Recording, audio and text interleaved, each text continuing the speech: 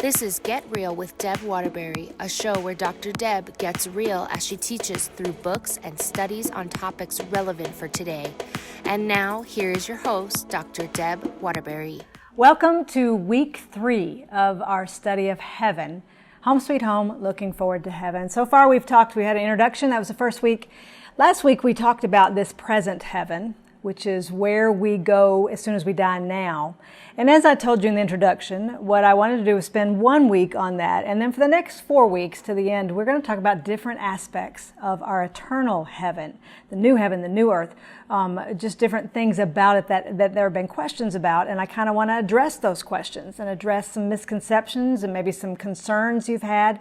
Let me just reiterate that what I'm going to start talking about today is not the place that you are going to be in when you go and live in eternity after Jesus returns. However, there are aspects of both that they share. For example, much of what I'm going to talk about right now is being in the presence of God and being in the presence of Jesus. You will be in their presence immediately after taking your last breath here now. But there are also going to be aspects of living with Jesus and living with God in all eternity that will be different, more complete, and absolutely perfect in the new heavens and the new earth.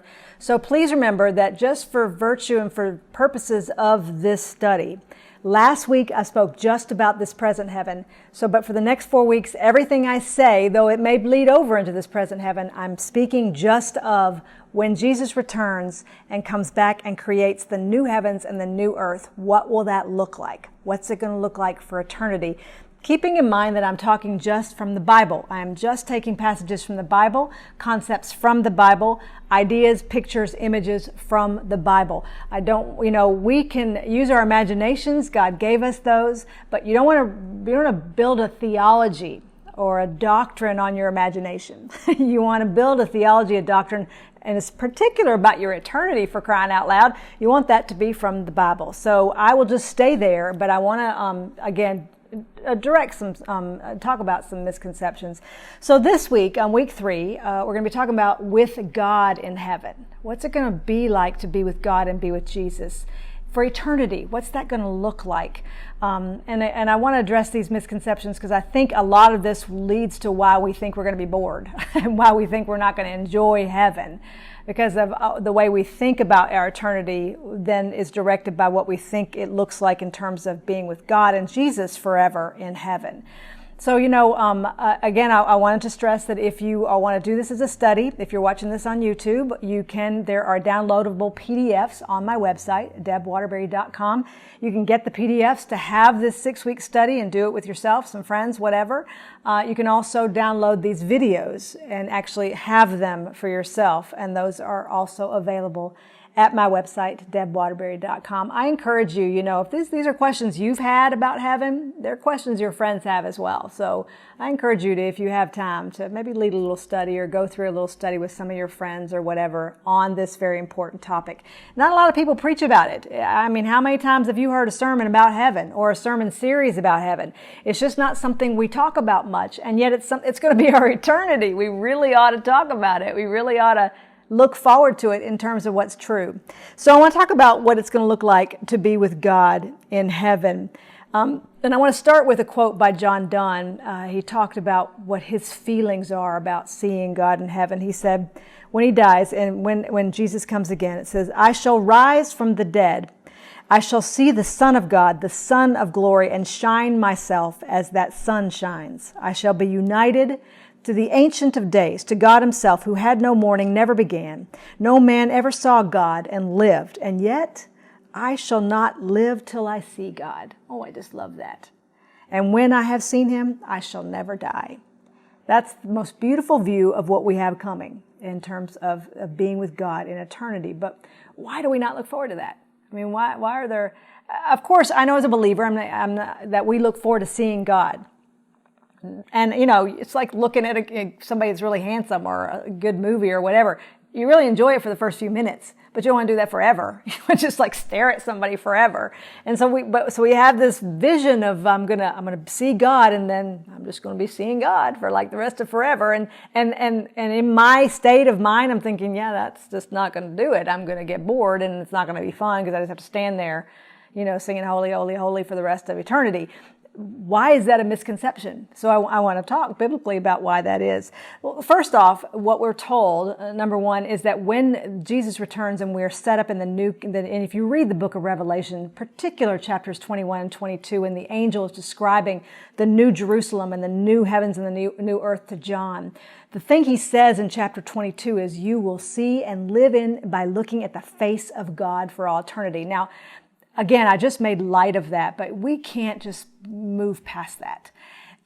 You know, seeing the face of God is something no one can do. The Bible very clearly speaks to the fact that even when Moses asked to see God, God hid him behind a big old rock and said, you can look and I'll let you look as I'm passing by. So basically you can just see the shadow of me as I walk away, because looking in God's face in our state, this carnal state of being, we would die instantaneously. Now, that's a difficult concept to wrap our brains around, but that's what it would be like for the unholy to look at the holy. You know, when I was young, and I used to, not even that young, and I would read the story of Uzziah whenever David and they were trying to move the Ark of the Covenant into Jerusalem, and they were doing it incorrectly. They had not followed all the rules and all the guidelines as laid out as should have been laid out and were laid out by Moses. Well, David, whether they meant to or not, were really following the way that the Philistines had done it. Put them on a cart and had, the oxen pulling the cart. There is nowhere in the law of Moses that talks about putting them on a cart. So they're doing everything kind of according to some pagans.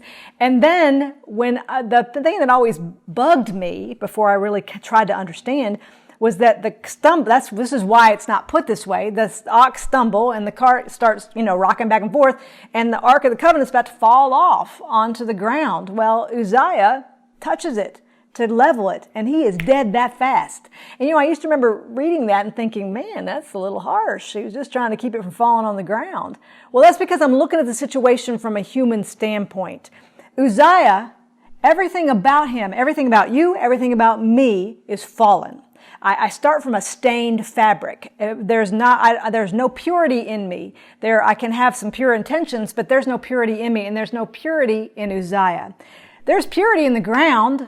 God created the earth. So if that cart had hit the ground, that would have been fine. There's no lack of holiness in the earth. It doesn't have a soul. But my soul's damaged. Uzziah's soul's damaged. And it's kind of like electricity hitting water.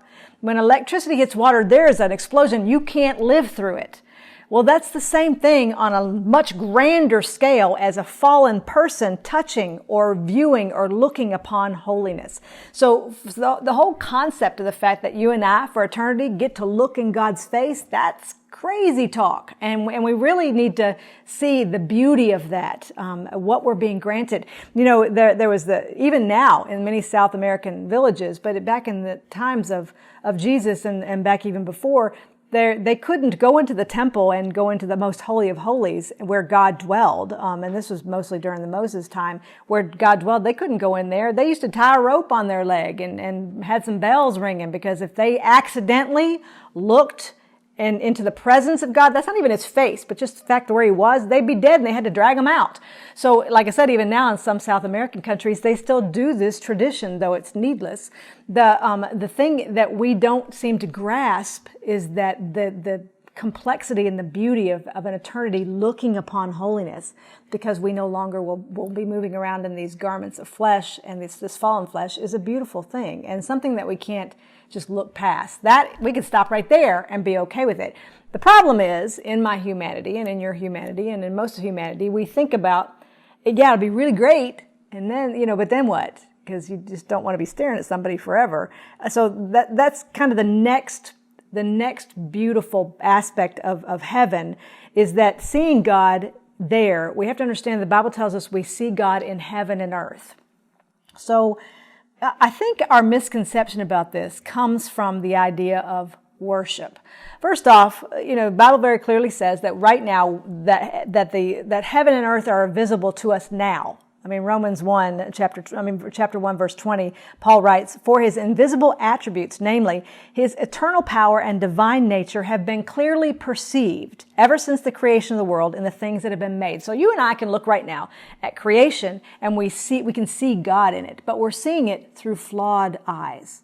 Imagine seeing all of this through eyes that were not flawed, through eyes that had no sin, were completely clear, and seeing it that way. That's eternity. See, our problem is we think about worshiping God forever and ever. We think that means I got to stand in front of him and scream, "Holy, holy, holy is the Lord God Almighty," and I'm going to say that forever and ever and ever because of my idea of worship. We think that the worship time in church is when I sing. But you know, and I know, and we really think about that. Worship is my life. I worship God in my life. I worship him when I go outside. I worship him when I go to work. I worship him with my children, with my husband, the way I interact with people, the way I do the things on this earth. That's my worship.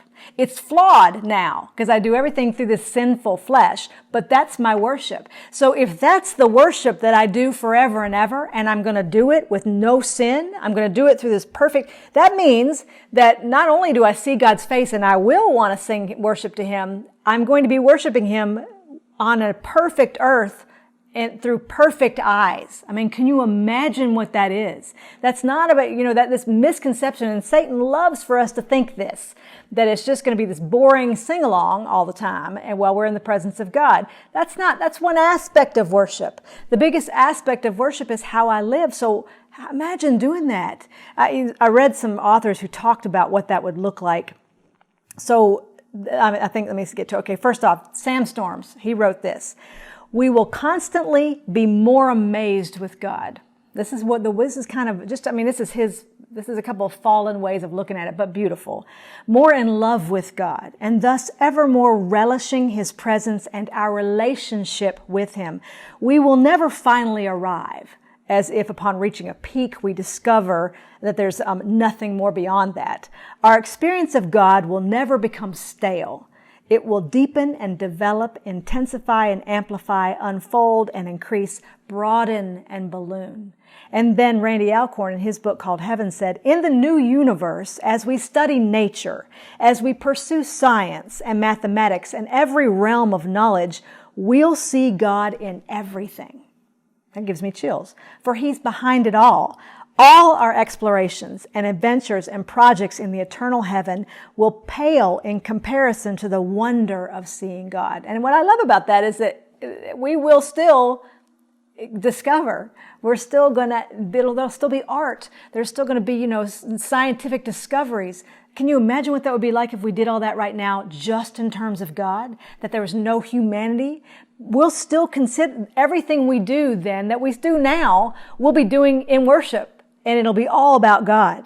Yet everything else we do will help us to see God better, to know him better, and to worship him better. That's the point. So you're not just going to be standing at his throne singing "Holy, holy, holy," though I'm sure you just want to do that anyway. But we all have jobs. The Bible's very clear that you and I'm going to talk about this in a couple of weeks. We have jobs. We'll have jobs in the new earth. But everything we do will be done as unto God. Will be done to glorify him, to see him better. There'll be some serious scientific advancements, some serious knowledge that we come to, all of it through the scope of God. We have to look at things differently than what we think. We're not going to be coming from this flawed place. So, and I want to end here. We're going to be with God. We're going to be with Jesus too. And whereas now my soul goes right now to be with Jesus, in the new earth and the new heavens and the new earth, I will have my perfected body. And Jesus himself, the Bible's very clear, will also have a human body. He was whenever he was crucified, resurrected, and then ascended, he ascended in his glorified body. It's the reason why the disciples couldn't, on the road to Emmaus, they couldn't recognize him, because he was in his glorified state. In that intermediate glorified state, we have this, we're going to have a physical Jesus to be with. Now, he's still God. Sort of like, when he was here on earth, the Bible lends us to see that his God state was almost under his man state, because he was man and God at the same time, but it was relinquished to being man. In eternity, his man state will relinquish to being God. But that means that you and I will be able to walk around with him, have dinner with him. Can you imagine what that will be like? Forever and ever and ever, we will commune with Jesus, and not in some, floating around on earthly thing. We're going to be living in this new earth and the new heavens, and we will be able to commune with the bodily form of Jesus forever. These are beautiful things that we are completely promised. Let me end with reading for you from Colossians chapter 3, verses 1 through 4. And this is Paul talking about putting on your new self. He said, "If then you have been raised with Christ, seek the things that are above, where Christ is, seated at the right hand of God. Set your mind on things that are above, not things that are on the earth, for you have died and your life is hidden with Christ in God." So when Christ, and basically what he's saying here, let me read that last verse. When Christ, who is your life, appears, then you also will appear with him in glory. That's a heavy verse right there. That means when he comes back, you will go be with him in his glory, in that glorified state. Brothers and sisters, to not look forward to being in heaven and being with God, being with Jesus, because of some misconceptions about worship, about whether, what it's going to be like. Is Jesus going to sit on a throne? If you want to see him, you have to go physically be there. No, his God state will let him be with you and me at the same time, but I'll be with that Jesus, the glorified body of Jesus.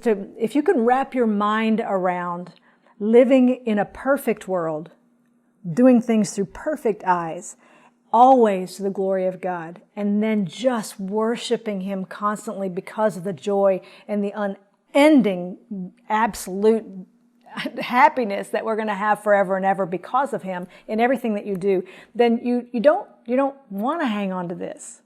It makes sense why you still like this, because you're going to get this, and I'll talk about this in a few weeks too, that you're going to get this in its perfect form. So of course you like this, but can you imagine liking this with no sin and you looking at it with no sin? That's eternity, and that's something to look forward to. I pray that the enemy would release, and you be released from these misconceptions about your eternity, brothers and sisters. And if you don't know Jesus as your Savior, if this is something that you're watching just because you're curious, please, I cannot encourage you more to make that step to at least get to know him, because the things I describe are not yours unless you know him. And if you do, then this is all what we have. We have this completely waiting in front of us, and it's a beautiful promise. Again, if you want the study, you want to do this as a Bible study, downloadable PDFs and the videos are available at debwaterbury.com. God bless you. Thank you for joining me today on this episode of Get Real with Deb Waterbury. I hope you were blessed, and I hope you got some information that's going to help you get through your day. If you want any more information on any of my books or my articles or on any of my future speaking engagements, you can find all that information at debwaterbury.com. God bless you.